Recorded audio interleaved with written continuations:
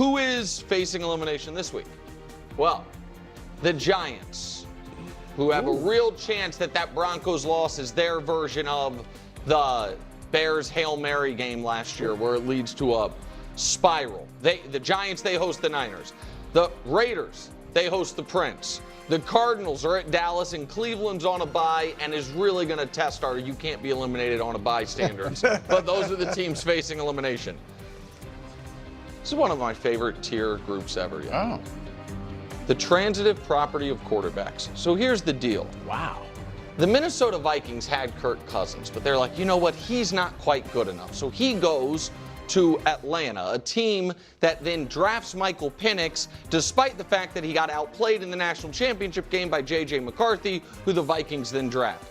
The Vikings, in the midst of it all, see Sam Darnold, who the Panthers used to have after they got rid of Baker Mayfield as well, brought in Sam Darnold. He wasn't good enough for them either. And now all three of these teams are like, do we still not have a quarterback? They all could have had Baker. One of them did. Two of them had Darnold. Neither of them do. Two of them had Kirk Cousins. Neither of them wanted him. They had three young guys.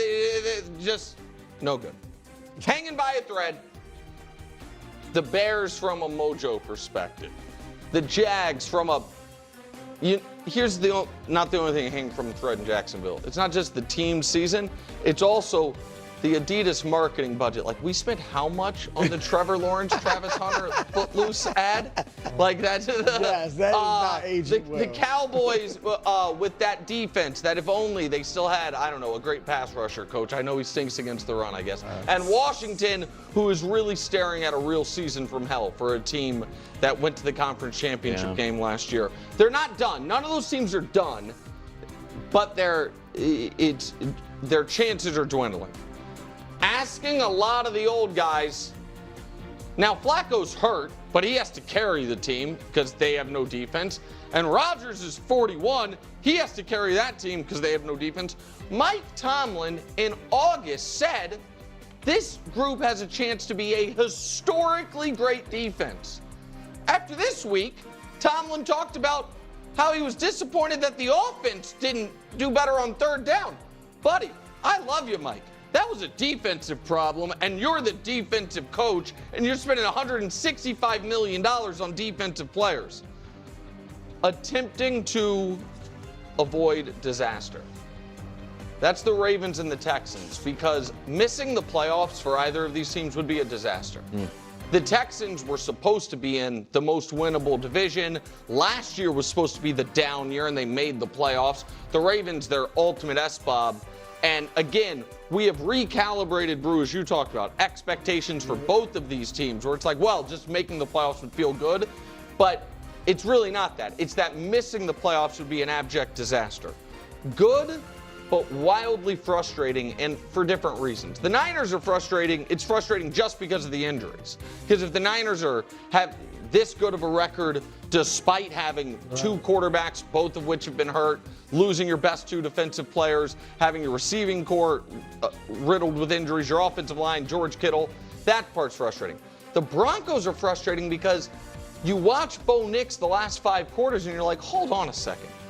If you can even be close to that consistently, we could be what Sean Payton said we're going to be, but you also watch in the previous 40 quarters prior to that and you don't see it. And for the Chargers, they're frustrating because I oddly don't think they have a real identity right now. The identity is supposed to be, we've got a star quarterback, but we're going to run the ball and play great defense, but they seem to only win games this year by the quarterback carrying them, and when they... So these are all good teams, but frustrating for different reasons. Power of PR. So if we throw out week 1, which I guess is what we're supposed to do, both of these teams have only lost one time. Both losses were in the waning moments where they played actually quite well against a playoff caliber opponent. Both of these teams have excellent coaches whose teams have not really fully replaced them. In the Shane Steichen leaving the Eagles offensive coordinator spot and Mike McDonald leaving the Ravens D coordinator spot. Both teams have an offensive player of the year, if not MVP candidate at skill position in Jackson Smith and Jigba and Jonathan Taylor. And both teams have a quarterback that to varying degrees people don't fully trust. Yet, if you don't go on TV and say, why aren't the Colts the best team in football? You're considered a rube. And if you go on TV and say anything happy about the Seattle Seahawks, you're like, why do you care about them? They're the same team. They have very different styles of play, but one team has great PR. I don't know. Give credit to McAfee, I guess. And the other one nobody cares about. Blame that on Mina. Next. Excellent, but untested. That's the Bills and the Pats. Well. So of the 14 teams, Brew, who are currently playoff teams, the teams with the 2 worst strength of victories, meaning the winning percentage of the teams you've beaten, are the Patriots with a 319 win percentage of their opponents they've beaten, and the Bills with a 256 winning percentage of the teams that they've beaten. Both of them, aside from the game against each other, their best win by far is against the Panthers. And when these two teams played each other, even though Wild would like you to believe one of these teams is amazing, one of these teams stinks, the game was literally tied with 15 seconds left as one team attempts a 50-plus yard field goal. Now, the Pats won on the road, and they deserve credit, but that was a very close game. I think they're both excellent teams. But aside from playing each other, they have been wholly untested, except for the good teams they played have beaten them. Incredible upside. I really like all 3 of these teams. I really like 2 of the 3 quarterbacks, or I love 2 of the 3 quarterbacks. I like all 3 of the quarterbacks. I really like all 3 of the coaches. I think that all 3 of the defenses have the ability to, on any given night, win a game for you, and all 3 of the offenses on any given night have the ability to score 40 points. I don't think they've been quite as consistent as the teams above them, but incredible upside. Hard to find a weakness. Like, if we're picking nits with the Packers, it's what Jordan Love might do, but not what he has done, or it's that Josh Jacobs hasn't popped quite the way we would have hoped. With the Eagles, it's they win, but it's ugly. Or they throw not enough, or they run not efficiently enough, but they still, there's not a real weakness. It's more nitpicks. And then, atop the tiers once again, back in our style points here. Yep. Okay, let's talk about this. I'm going to try my best to get through this. I am tired. I was at the hospital 6 a.m. With my dad's surgery. Shout out to everyone for all the comments, thoughts, and prayers. I really, really appreciate it. It was awesome to be able to kind of read that and see that while I was in the waiting room. I actually just got back from the hospital, and so it's actually kind of perfect timing since I know everyone loves this segment. So I was like, okay, let me make sure that I do this. I don't know if I'm going to be able to post any other clips today. I'll see. I'm going to probably have to take a little bit of a power nap, but I really do appreciate all the support you guys threw my way. Let's get after this right now. I'm realizing just how tired I am as I'm trying to talk and think thoughts out loud. Okay. At first, I'm like, okay, this isn't that bad as it's going.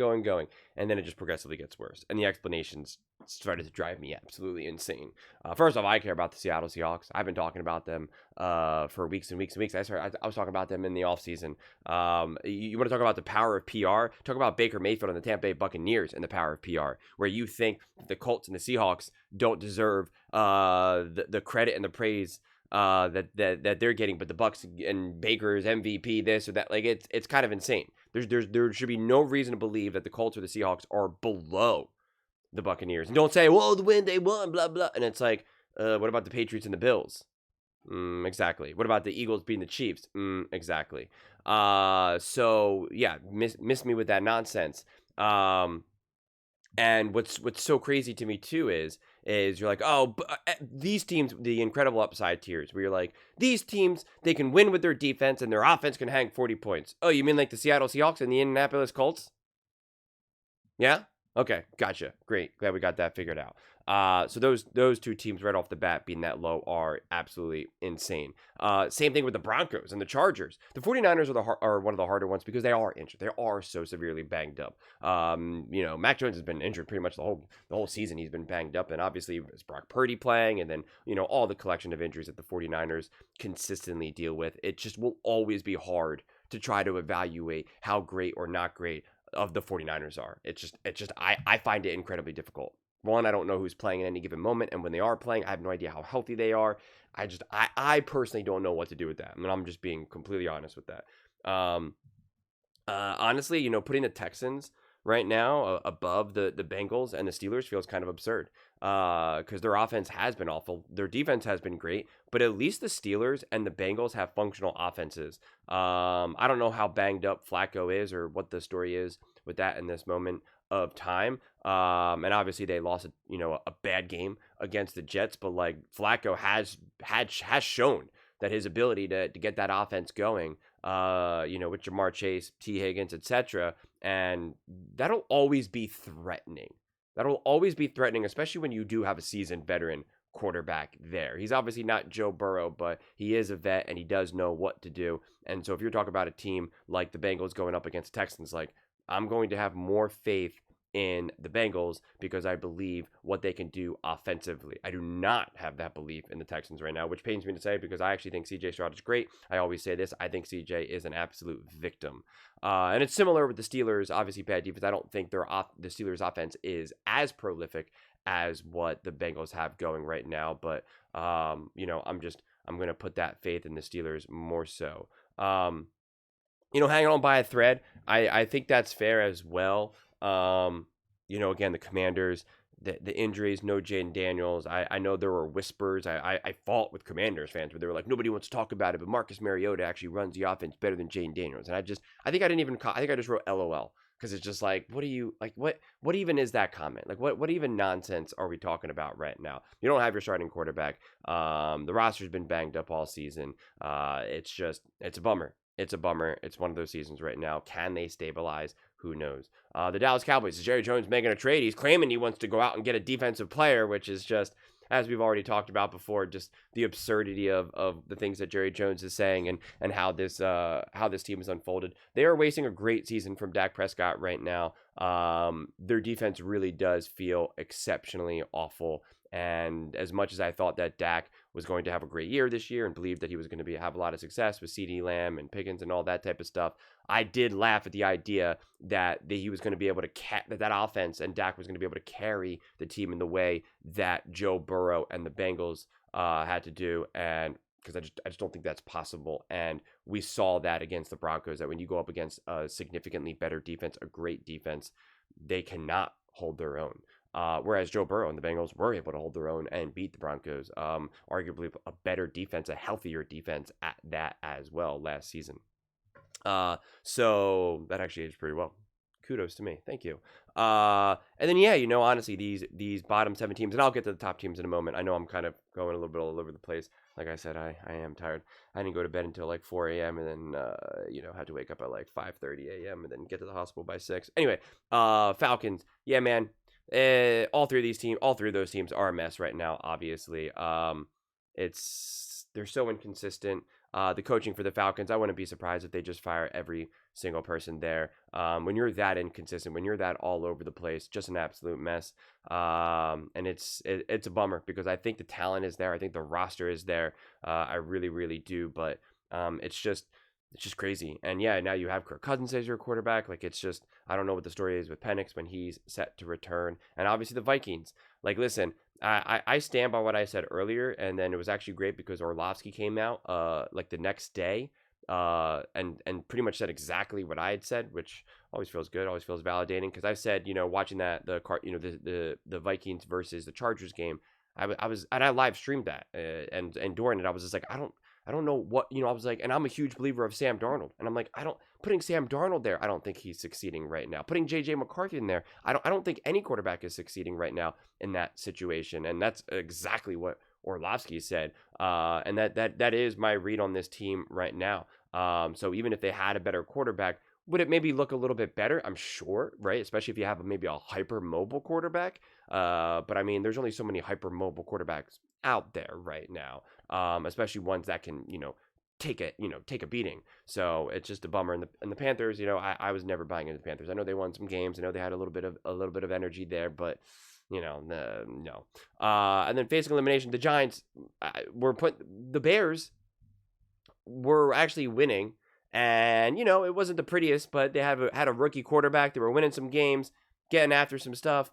in terms of last year, I mean, and then, the Hail Mary that everything just kind of disrupted. That's not the Giants. The Giants had some juice, they had some oomph, they had some energy, but this was a team that was still kind of like a little all over the place. I mean, he really had some Scadaboo energy, and, unfortunately for him getting injured, shout out to the Philadelphia Eagles for showing up. Zach Bond showing up at the hospital. Big Dom bringing cheesesteaks and pizza for him and his family, and, Scadaboo was overwhelmed by the support that Philly gave him and all of that. So shout out to that. But, that's a devastating loss. It's not the same thing as just like having a tough loss of the Broncos and now you're unraveling. Jackson Dart was carrying a big shoulder of the weight of that team, as well as Scadaboo, and you're just gonna lose that. And yeah, the Raiders, the Cardinals, and the Browns. Honestly, it's like what is there to say about those teams? Not much.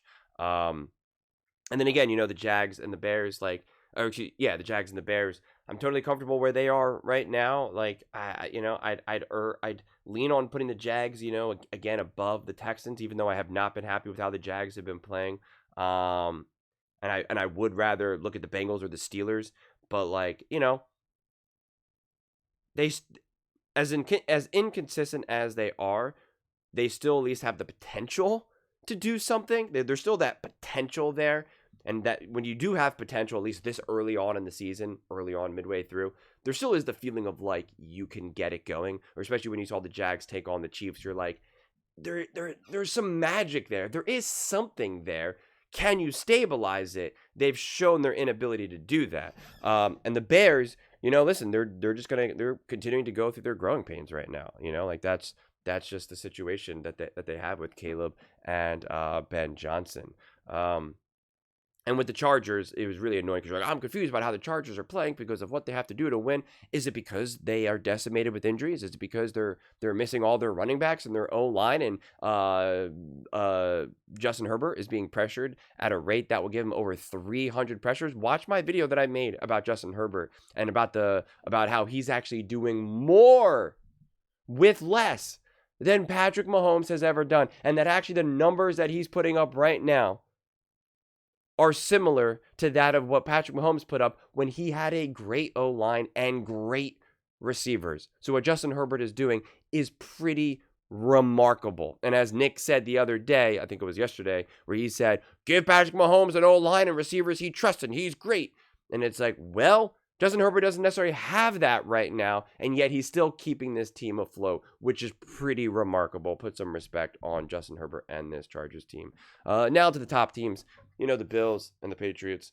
Listen, I don't know if I could say excellent, but untested for those two teams. I don't know if I'm prepared to say excellent from the Bills. I think the Bills got to earn. It's tough for the Bills because last season they gave us a couple duds, right? They got rolled by the Ravens, right? And you're watching that game and you're just like, all right. And Collinsworth, I think, did a great job of calling that game because he's like, listen, at this point, once you get a big enough lead, the Ravens defense is just going to be able to just take risk and really pile on. That, everyone thinks that, you can, sometimes when you have a big lead, you just kind of go and like prevent defense and whatnot. And he was kind of discussing that, like, sometimes these scores can really get out of control because the defense now is just going to be able to just attack in a level that just makes it impossible. So sometimes a game that really gets out of control isn't always an indicator of the gap between those two teams, as we saw in the playoffs when they played each other again. And then the Bills dropped that egg against the Texans last year. So they always have some weird games, and maybe we saw a collection of those weird games together, which then makes you feel like, is this team really not that good, or what's the story here? Then they roll the Panthers, and there's just not really much to learn from rolling the Panthers, not to me. So I'm just kind of like, I still think they're great. I still think it's Josh Allen and the Buffalo Bills, but like, to me, it's like, let's see what you do against Kansas City Chiefs. And I do think it's fair to say that the Patriots are untested because you do have a young quarterback. And I have been consistent about this, that like I do think the Patriots are great, and that if you didn't know that this was like a young quarterback and whatnot and like a newly formed team, like you would say that this is a top team in the NFL. But it is fair. That is why I do the tiers the way how I do them, where it's like I don't consider that, because then we get to just rank how these teams are playing right now rather than trying to figure out, well, how will Drake May be in the playoffs? How will Daniel Jones and the Indianapolis Colts be in the playoffs? I don't know, and I don't want to just constantly make my rankings based off of that, because if you didn't consider that, like the Colts and the Seahawks and the Patriots like would all be higher. And you know, and we just have this apparently just unstoppable belief in Baker Mayfield and the Bucs, and it's so insane to me that you always think Daniel Jones and Sam Darnold and even Drake May, for different reasons, that we're on pumpkin watch. Obviously Drake May not on a traditional pumpkin watch, but a young quarterback watch, right? But Baker Mayfield has just graduated and he's just a proven just great top quarterback, and it's just no. You know, under the same logic, under the same reference points, you'd have to give that to Daniel Jones and Sam Darnold. Maybe not Drake, because obviously he's a young quarterback, but definitely Sam and definitely Daniel Jones. And so I'm not going to put the Bucs, even the Rams and the Lions necessarily above the Colts and the Seahawks. It just doesn't really make sense to me. And I'm not going to put the Lions and the Rams on the same level. The Bucs, I'm going to drop the Bucs. I still think the Bucs are a great team, and they're also difficult because they are injured. But I don't know some of their injuries. I don't know, you know, especially from a receiving core standpoint, if they're gonna get them all back at the same time when it matters most at the end of the season. You know, I don't know. Nobody really knows that right now, and so we'll have to see what that looks like. I will always struggle to really strongly evaluate teams that have a roster with injuries that are especially kind of going in and out of the lineup. It's just something that I personally struggle with. So I would elevate the Lions and the Colts, and I would bring down the Bucs in terms of this top. You know, and then at this point, the Eagles, Packers, and Chiefs, I think they've all been great, all for different reasons. I do think, again, if we're playing this game of who we trust in and what our beliefs about so and so, it's like, well, then the Eagles deserve to be elevated, and the Chiefs, you know, since everybody always wants to play the game, well, who have you beaten and whatnot? It's like, well, who have the Chiefs beaten? And again, I think the Chiefs are a great team. I think the Chiefs are a top team. I've been so consistent about that all season long. But, you know, when you start doing rankings this way, then it's not really based off of what you're seeing. It's just based off of what you feel and what you believe will be. And again, those are different conversations. It's what really made me realize how I want to do my tiers in a completely different fashion, because they're just different conversations. So if you believe the Chiefs are going to be great in the playoffs, if you believe the Eagles will be, or the Packers will be, but the Lions will be, like I said, it's just a different conversation. But, you know, listen, all in all, it's like, these aren't the worst tiers, or maybe I am just really tired. But I mean, yeah, I don't know. It's I'm not putting the Bucs above the Broncos. I'm not putting the Chargers there that low either. You know, it's like, I mean, really, those top teams, like, I don't know, man. Honestly, if you look at the top, what is that? We'll start with the Chargers and the Broncos. 1, 2, 3, 4, 5, 6, 7, 8, 9, 10, 11, 12. Those top 12 teams can really just be divvied up into like 2 tiers right now, from my viewpoint. Maybe 3. I mean, you really could have like 4, 4, 4, which would seem so much more fair to me. And you would then have to figure out, how do you want to evaluate? Are you trying to factor in that you don't have the confidence in Sam Darnold, Daniel Jones, and Drake May, right? Like, do you believe that the roster for the Lions defensively are going to be healthy? Do you believe that the Eagles are going to, you know, play more consistent football offensively? Do you believe that the Packers, you know, even though they're young, even though they've had a couple tough games, but also great games, that who they really are to their core is a top great team? Like, there'll be, the way how you want to divvy up those tiers is really going to be just 100% based off of projection or what you're seeing today. And like I'll say one last time, they're just 2 completely different conversations. Whew. Those are just my thoughts. I'd absolutely love to hear yours. Hopefully any of that made sense. I don't even know what I just said. Real talk. But let me know your thoughts in the comments below. What do you guys all think about Nick's tiers headed into week 9? Who you got? What would you change it? You know, the way how I do my weekly tiers, it's strictly just what happened this past week, nothing else. This is mine. Made the video, posted it this morning, recorded it last night. Check it out. Like I said, it's different styles and completely no projections, nothing to do with the past. But yeah, let me know your thoughts in the comments below. I read every single comment. So whether you agree with me or disagree with me, Either way, let's get in some discussions. Let's get in some fights. But ultimately, let's just have some fun. And please do consider subscribing. We're building an amazing community here, and absolutely love to see you part of it. I want to build something that we all generally feel connected to. Something that we're really excited to be part of. I think we're well on our way to doing it. And please don't forget to give this video a thumbs up, because it really does help the visibility and the algorithm. Thank you so much. See you next time.